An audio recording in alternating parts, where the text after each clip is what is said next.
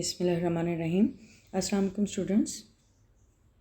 हाँ जी, मैं आपको यूजेस पहले समझाना चाह रही थी कि use of is M R के बाद यूज़ ऑफ वाज वर और हैज़ हैव यानी कंटिन्यू में करती, लेकिन कल मुझे बिलाल अहमद की तरफ से ये रिक्वेस्ट थी कि आप सेंटेंस और सेंटेंस स्ट्रक्चर के बारे में थोड़ा गाइड करें। तो ये आज की वीडियो जो है ये इसके 2 पार्ट्स होंगे। सेंटेंस और सेंटेंस स्ट्रक्चर के बारे में बताने से पहले आपको ग्रामेटिकल टर्म्स के बारे में थोड़ा पता होना चाहिए, यानी उसमें subject, object, sentence, phrase, class सबका पता होना चाहिए। ठीक है, तो ये वीडियो जो है सेंटेंस और सेंटेंस स्ट्रक्चर ये 2 पार्ट्स पे होगी। तो आज ये फर्स्ट पार्ट अपलोड करूँगी और और इसका सेकंड पार्ट जो है जो सेंटेंस यानी स्ट्रक्चर के लिहाज से जो सेंटेंस की काइंड्स होती हैं, जैसे सिंपल सेंटेंस है, कंपाउंड सेंटेंस है और कंपाउंड कम्प्लेक्स सेंटेंस है, या फिर फोर्थ पार्ट भी है कि उसके 3 सेगमेंट होते हैं। वैसे तो सेंटेंस के 2 सेगमेंट होते हैं, तो 2 पार्ट्स होते हैं, वैसे 3 पार्ट्स भी होते हैं स्ट्रक्चर के लिहाज से। ठीक है, तो वो हम कल डिस्कस करेंगे। आज जो है वो ग्रामेटिकल टर्म्स जो सेंटेंस के आपको सेंटेंस स्ट्रक्चर से पहले आपको ये चीज़ें पता होनी चाहिए, तो उसके बारे में आज हम डिस्कशन करेंगे। ये ग्रामेटिकल टर्म्स से रिलेटेड है यानी ये भी सेंटेंस से ही रिलेटेड है। इसमें जो सेंटेंस में जो टर्म्स यूज़ होती हैं, जैसे लेटर है, वर्ड है, ऑब्जेक्ट है, सब्जेक्ट है, फ्रेज, क्लॉज, सेंटेंस, प्रेडिकेट, ये सारी चीज़ें डिस्कस करेंगे इंशाल्लाह। ओके, तो हम ये स्टार्ट करते हैं। सबसे पहले जब हम सेंटेंस की बात करते हैं तो हम पहले फर्स्ट यूनिट से बात करते हैं। फर्स्ट यूनिट जो है लेटर, जो इंग्लिश के अल्फ़ाबेट्स होते हैं, वो लेटर जो इंग्लिश के अल्फ़ाबेट्स हैं उनको हम लेटर बोलते हैं। ठीक है, तो लेटर जब कंबाइन होते हैं तो वर्ड्स बनते हैं, और जब वर्ड्स को कंबाइन करें यानी group of words that gives the meaning of a thought और an idea, that is called a sentence. ठीक है, तो फिर सेंटेंस में फ्रेजेस भी यूज़ होते हैं, क्लॉजेस भी यूज़ होते हैं। ठीक है, तो उन सब के बारे में आज हम डिस्कस करेंगे। अच्छा, लेटर है English alphabets ABC onward to Y and Z are called letters, but when I and O यानी I जो फर्स्ट पर्सन प्रोनाउन है और O जैसे ओ गॉड, ओ अल्लाह जब हम प्रोनाउंस करते हैं आर यूज़ सेपरेटली। जब हम अलहदा से यूज़ करें यानी ये जो लेटर हैं हम अलहदा से यूज़ करें तो they are termed as words, तो ये वर्ड होते हैं। ठीक है, आई जो है आई और ओ ये हमेशा जब हम सेपरेटली यूज़ करेंगे, अलहदा से यूज़ करेंगे तो उसको हम वर्ड कहेंगे। ठीक है, then they are written capitals. तो ये जो जब हम अलहदा से यानी सेपरेट यूज़ करेंगे तो वो उसको हम कैपिटल्स में राइट करेंगे। ठीक है यानी वो वर्ड को नॉमिनेट कर रहे होंगे। ठीक है, अच्छा नेक्स्ट है यानी जब हम लेटर्स को कंबाइन करते हैं तो हमारे पास आते हैं वर्ड्स।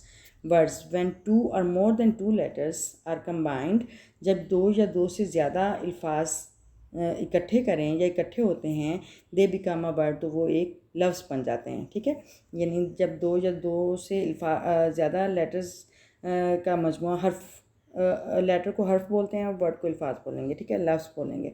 अच्छा, यानी 2 या 2 से ज़्यादा हर्फ इकट्ठे हों या उनको मिलाने से एक लफ्ज़ बनता है। ठीक है, जैसे कि एज, बिग, स्मॉल, गो, कम, रीड। ठीक है, बामैनी लफ्ज़ जिसका मीनिंग समझ आ रहा हो, मीनिंग क्लियर हो। ठीक है, लेटर को कंबाइन करें तो वर्ड बनता है। और नेक्स्ट देखें, वर्ड यानी जब वर्ड को कंबाइन करेंगे तो सेंटेंस बनेगा। ठीक है, जैसे है अ वर्ड और अ ग्रुप ऑफ वर्ड्स यानी एक लफ्ज़ या अल्फाज का मजमूआ that gives us complete meanings, जो हमें मुकम्मल यानी मीनिंग देता, मफहूम देता है या कोई बात समझाता है। And has its own subject and predicate, और उसका अपना सब्जेक्ट और प्रेडिकेट हो। प्रेडिकेट वर्ब और ऑब्जेक्ट पे मुश्तमिल हिस्से को कहते हैं। ठीक है, ये भी ग्रामेटिकल टर्म है, ये अभी आइंदा डिस्कस करेंगे अभी इसी सेंटेंस के बाद। इज़ कॉल्ड अ सेंटेंस, वो सेंटेंस कहलाता है, ठीक है। यानी कि जिसका अपना सब्जेक्ट और प्रेडिकेट हो, यानी सब्जेक्ट वर्ब ऑब्जेक्ट हो, तो उसको हम सेंटेंस बोलते हैं, ठीक है। ये एक सिंपल सेंटेंस की वो स्ट्रक्चर होगा, सब्जेक्ट ऑब्जेक्ट, सब्जेक्ट वर्ब और ऑब्जेक्ट, ठीक है। यानी जब हम वर्ड्स को कंबाइन करते हैं तो हमारे पास सेंटेंस आता है, और जब सेंटेंसेस को कंबाइन करते हैं तो वो पैराग्राफ बनते हैं, और पैराग्राफ को कंबाइन करते हैं तो वो एक ऐसे की शक्ल लेता है, ठीक है। कोई भी कंटेंट हम राइट करते हैं, ठीक है, वो टेक्स्ट, कोई भी कंटेक्स्ट वो हो जाता है, ठीक है। तो ये जो सेंटेंस है इसमें सब्जेक्ट और प्रेडिकेट होता है तो वो सेंटेंस होता है, और उसका मीनिंग जो है वो क्लियर हो।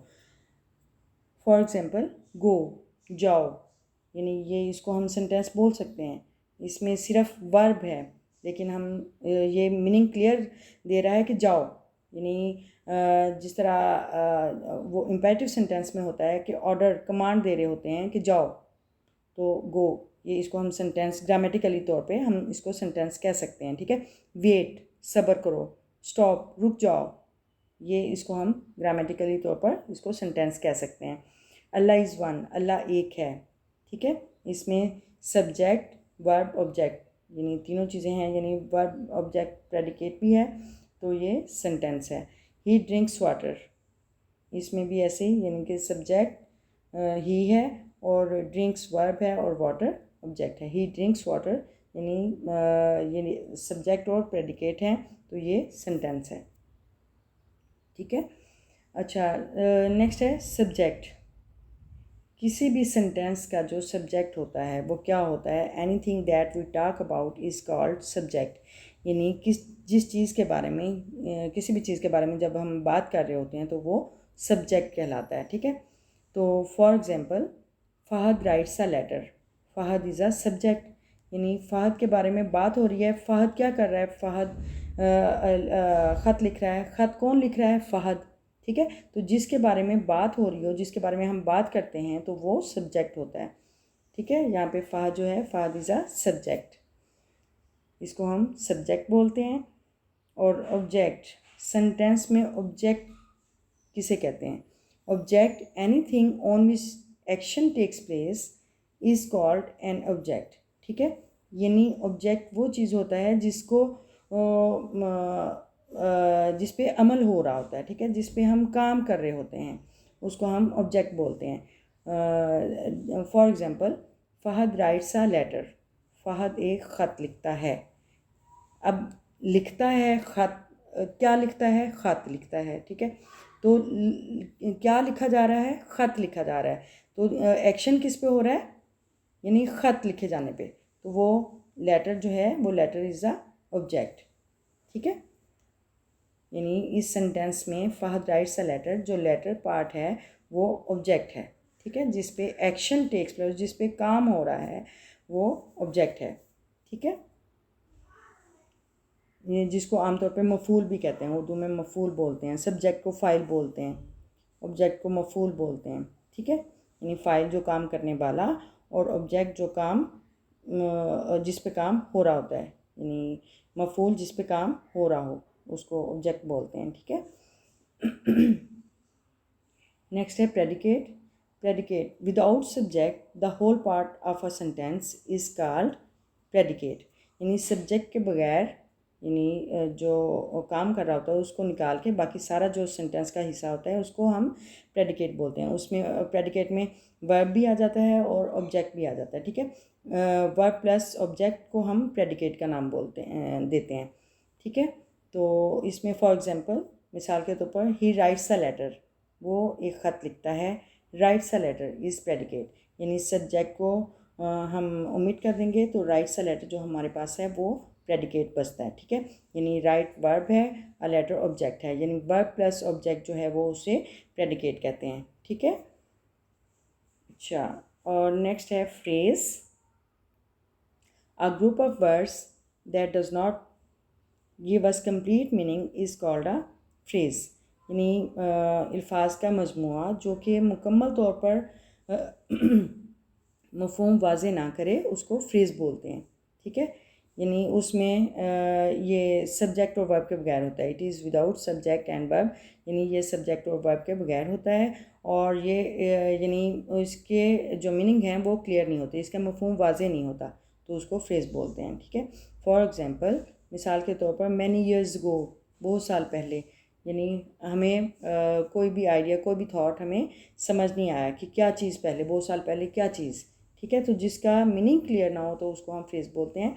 Many years go, under the chair, कुर्सी के नीचे, हमें मीनिंग क्लियर नहीं हुआ। अ बेड ऑफ रोजेस, फूलों की सेज या फूलों का बिस्तर। वंस अपॉन अ टाइम, एक दफ़ा का ज़िक्र है।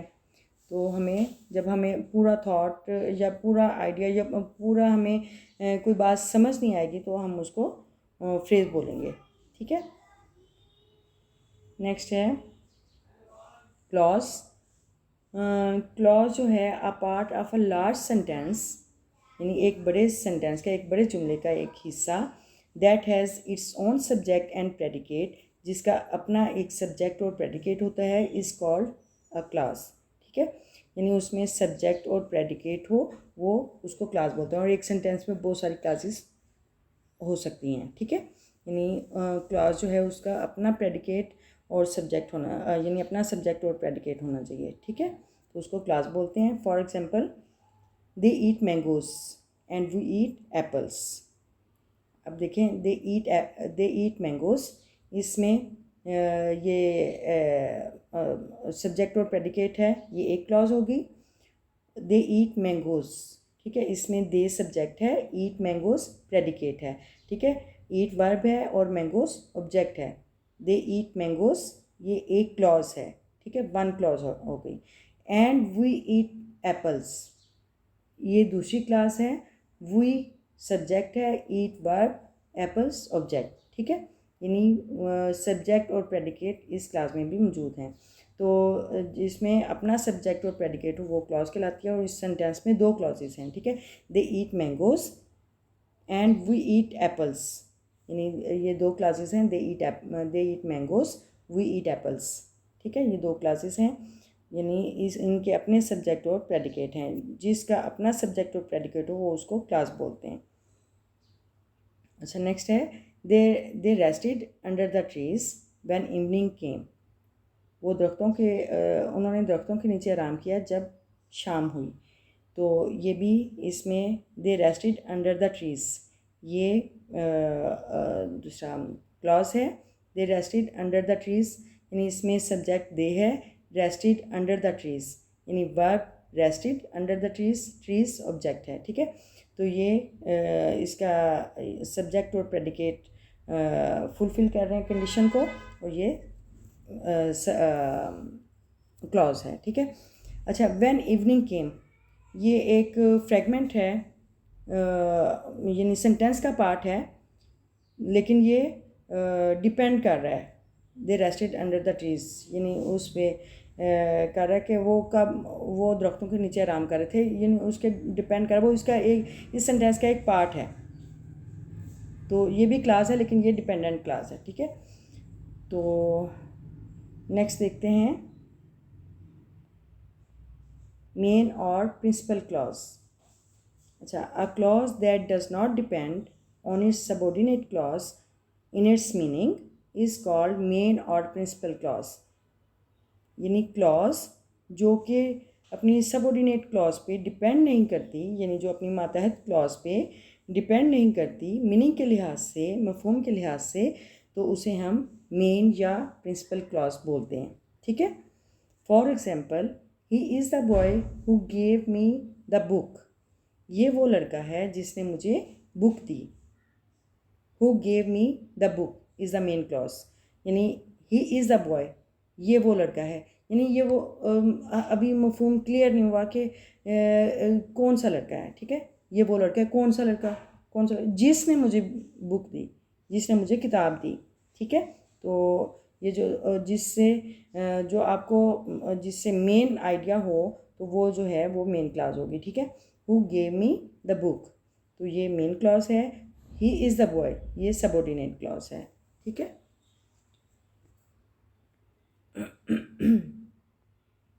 नेक्स्ट देखें, they rested under the trees when the evening came. They rested under the trees, उन्होंने दरख्तों के नीचे आराम किया। व्हेन द इवनिंग केम, जब शाम हुई। दे रेस्टेड अंडर द ट्रीज, उन्होंने दरख्तों के साए में आराम किया। ये यानी मेन क्लॉज है, हमें समझ आ रही है बात की कि उन्होंने दरख्तों के नीचे आराम किया, साए में आराम किया। व्हेन द इवनिंग केम, जब शाम हुई। यानी ये जो है, ये जो फ्रेगमेंट है, ये जो पार्ट है सेंटेंस का, ये क्लियर नहीं है, तो ये डिपेंडेंट क्लास है, ठीक है, यानी सबऑर्डिनेट क्लास है। तो जो इसकी मेन क्लॉज है वो होगी दे रेस्टेड अंडर द ट्रीज, ये मेन क्लॉज है। अच्छा, नेक्स्ट है सबऑर्डिनेट क्लॉज, यानी क्लॉजेस की जो काइंड्स होती हैं और उसका भी आपको पता होना चाहिए। यानी सबऑर्डिनेट क्लॉज, कोऑर्डिनेट क्लॉज, इसके बारे में भी आपको पता होना चाहिए। इसके सेंटेंस स्ट्रक्चर में ये आपके लिए हेल्पफुल होंगी ये इन्फॉर्मेशंस, ठीक है। सबऑर्डिनेट क्लॉज, मेन क्लॉज और कोऑर्डिनेट क्लॉज, ये आपको इन टर्म्स के बारे में पता होगा तो आपको सेंटेंस स्ट्रक्चर के समझने में आसानी होगी, ठीक है। अच्छा, सबऑर्डिनेट क्लॉज जो है a clause that depends on its main clause in its meaning is called subordinate clause। अच्छा, क्लॉज जो कि डिपेंड करती हो, इन्हिसार करती हो ऑन इट्स मेन क्लॉज, अपनी जो मेन क्लॉज है, जो बुनियादी जो क्लॉज है, जो मेन क्लॉज है, उस पर डिपेंड कर रही हो, इन्हिसार कर रही हो मीनिंग के लिहाज से, तो उसे सबऑर्डिनेट क्लॉज कहेंगे, ठीक है। For example, he is the boy who gave me the book. He is the boy, ये वो लड़का है, यानी ये इसमें मैं पहले आपको बताया है कि ये वो लड़का है, मीनिंग क्लियर नहीं हो रही कौन सा लड़का है। Who gave me the book, यानी जिसने मुझे किताब दी। तो इसमें ये he is the boy depend कर रहा है मेन क्लॉज पे। Who gave me the book, यानी who gave me the book, ये मेन क्लॉज जो है वो साथ लगी तो उसका मीनिंग क्लियर हो गया और वो हमें पता चला कि ये वो लड़का है जिसने मुझे किताब दी। तो ये he is the boy is subordinate clause, ये डिपेंड कर रही है मेन क्लॉज पे, ठीक है। तो ये सबऑर्डिनेट क्लॉज है। अच्छा, नेक्स्ट है कोऑर्डिनेट क्लॉज। कोऑर्डिनेट क्लॉज में a clause that does not depend on other coordinate clause in its meaning is called coordinate clause।